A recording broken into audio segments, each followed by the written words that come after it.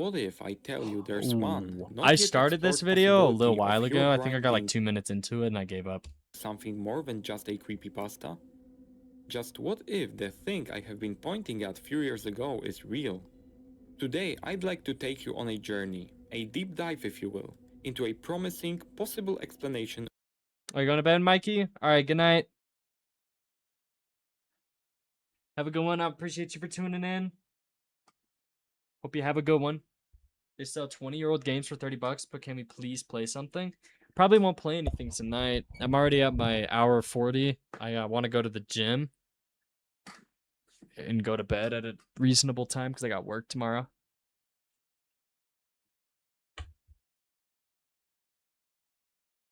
Overworking ass. Hey man, I gotta stay consistent with the gym. I didn't go last night. What happened to no work Wednesday? They fucking screwed around with my schedule, so now I'm off Tuesday, Fridays. They were doing like 1 week I worked Tuesday, Friday, the next week I worked Tuesday, Wednesday, and then, they would just keep going back and forth. But now they just did Tuesday, Friday. I'm a little pissed, and it actually sucks. But I mean, I am off Saturday as well because it is the 4th, and they didn't want me to work that day, so I'm off Tuesday, Friday, Saturday now, which is pretty tough. I haven't been off a Saturday once in my life. Of Herobrine.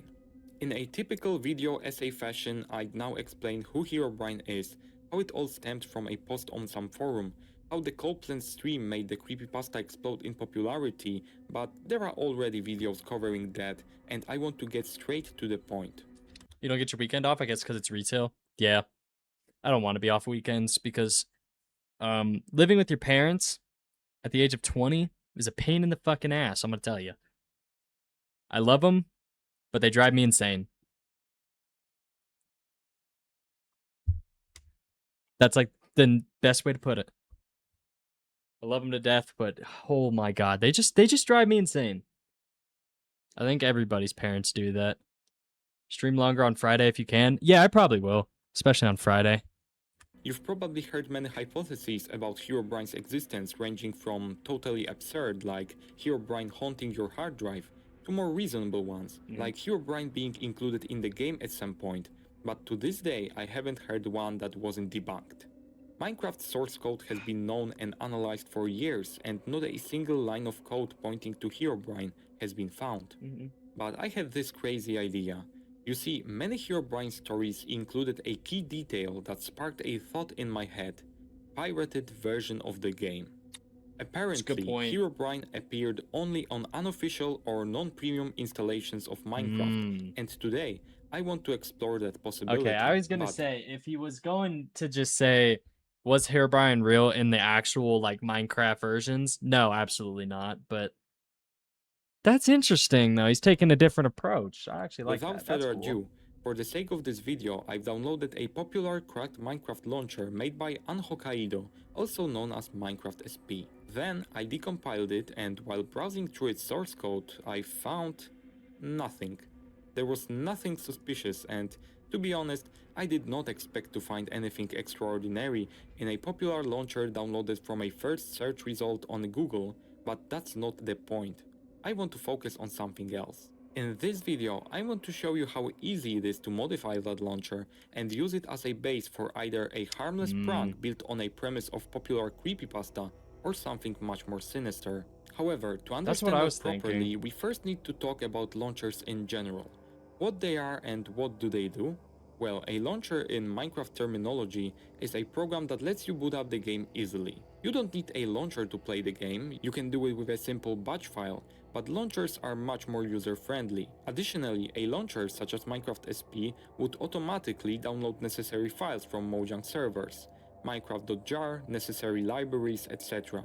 It would also let you update the game easily, but can you see the problem? The launcher downloads the files. How can you be sure those files are coming from Mojang servers and not some third-party one? To test that theory, I've modified the aforementioned launcher so that it downloads the files from my own server hosted on my computer. Okay, let's stop for a second. More technical players might be wondering, how could nobody notice that? People were installing mods, digging in the game files. Surely somebody would notice. But what if I tell you the launcher I've made makes it practically impossible to detect that the game was modified?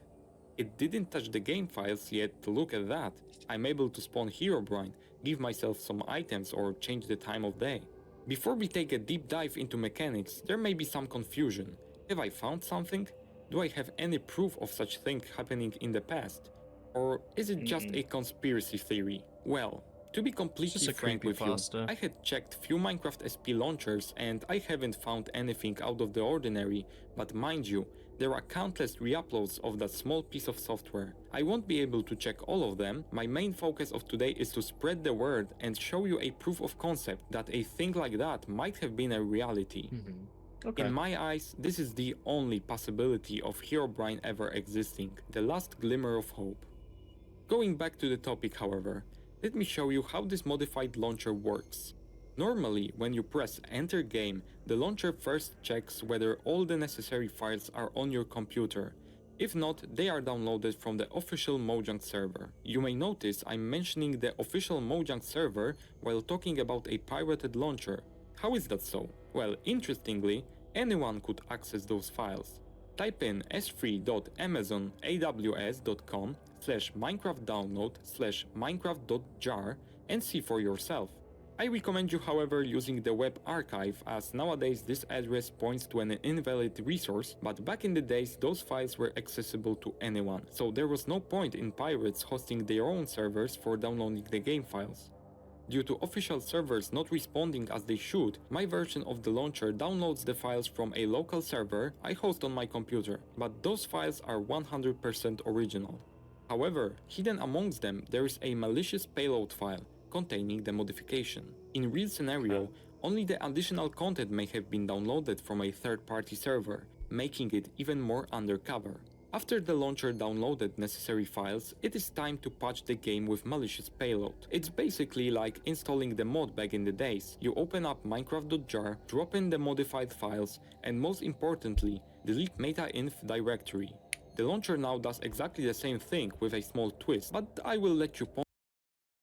Played a game of Bullet and my opponent resigned with 2 seconds left. Bruh. 2 seconds? That's like a whole minute. What the hell? Why would you resign in 2 seconds? Your opponent sucks. I used to be able to do Bullet pretty well, but holy shit, I can't do it anymore. It's just I'm just old. Probably. Ponder on that for a second. Let's see if you figure it out. In the meantime, let's check the files to see any possible discrepancies. The bin folder seems to be intact. There are no additional files. Opening up minecraft.jar, we see nothing out of the ordinary. Most importantly, the meta.inf is still there, but to be sure, let's compare entire Minecraft jar against a legitimate version downloaded from Omni Archive. Instead of tediously going file by file, I will use something called a checksum. To put it simply, a checksum is basically like a fingerprint of a file. If files are identical, their checksum is going to be identical too. So let me take a look at the CRC64 checksum. We can see it matches, meaning either the Omni Archive team spiced it up with herobrine, or more realistically, my Minecraft.jar is untouched. But notice one thing, normally when playing Minecraft you cannot modify, delete or rename the jar. However, in this instance, I'm free to do so, pointing at the fact that this file is in fact not used at all. Okay, if you figured how it works, congrats. If not, let me explain. After setting things up, the launcher copies the minecraft.jar file into a temporary directory far away from .minecraft. The simplest way of getting rid of meta.inf is to copy all the internal files from the jar except the meta.inf directory. This way the original jar is left untouched. Any changes, for example me retexturing a creeper, carry on to the modified version, making it very hard to spot. I think it's good time for me to stop and explain the whole deal with the meta.inf directory. Why is it so important to delete it when modifying the game files? Let's take a look at one of the files stored in meta.inf, manifest.mf. This file contains sh. Right, Minecraft creepypastas. Oh yeah. God, they're so. When I was little, I used to actually believe herobrine was real, and it was pretty creepy. I was just scared of everything. honestly.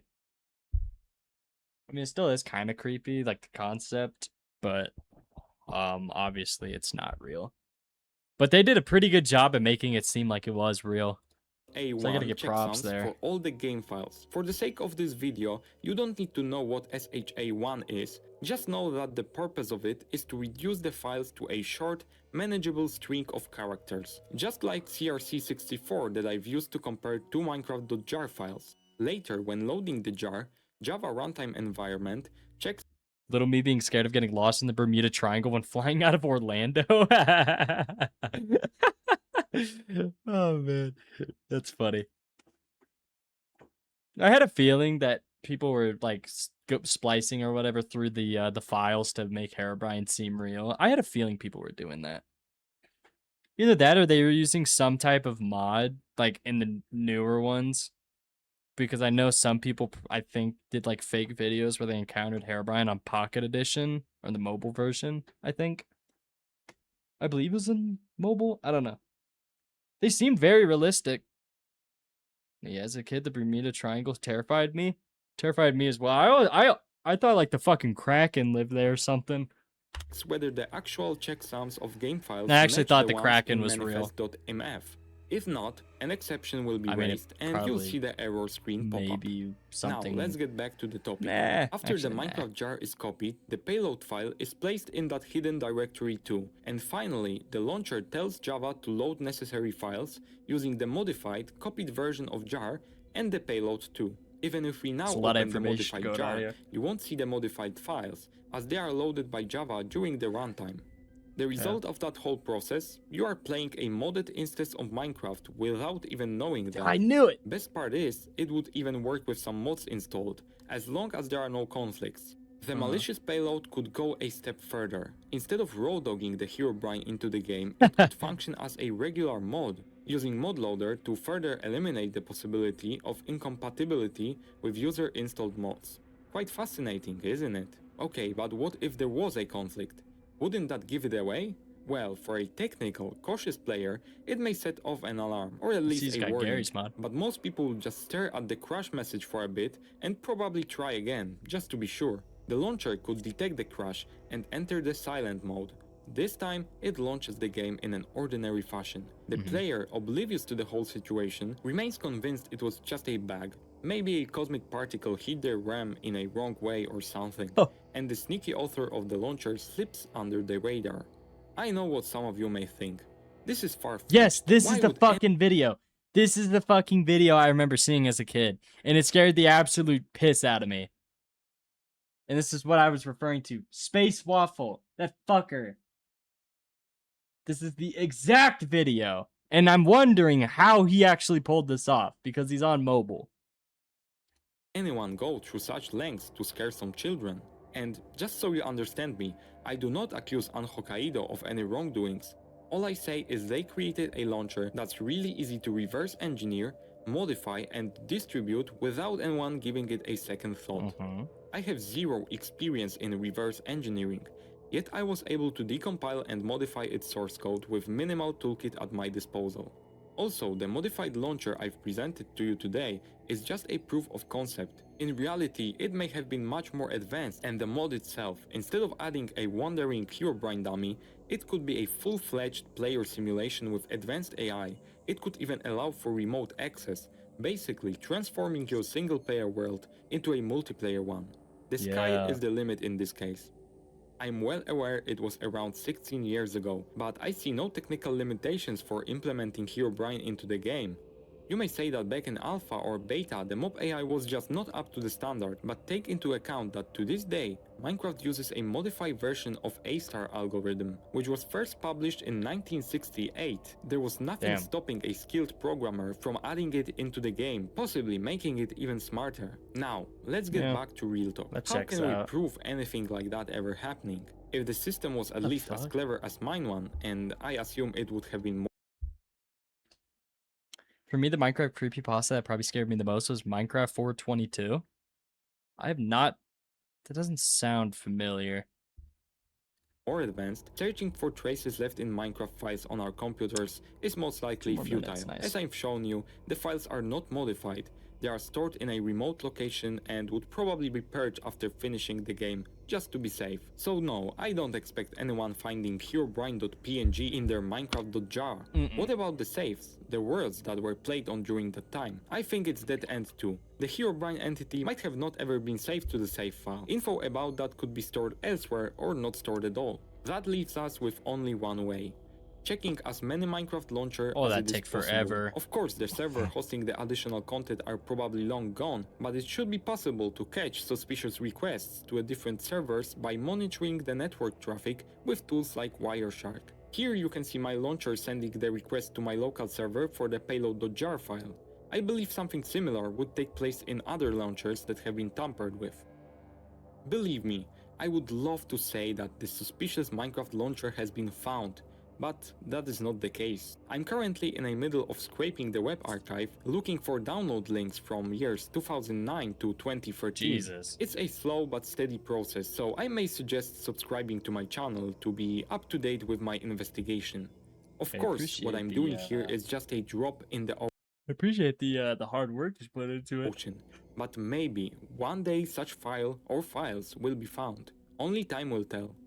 In the meantime, I'd like to thank you all for watching. I hope the hypothesis That is a weird creepypasta. Evil Minecraft. Oh my god. God, what's the Zoink Welcome situation? I need to back know. to Brain Rot Live. Today's topic He's copying Dolan Darkest.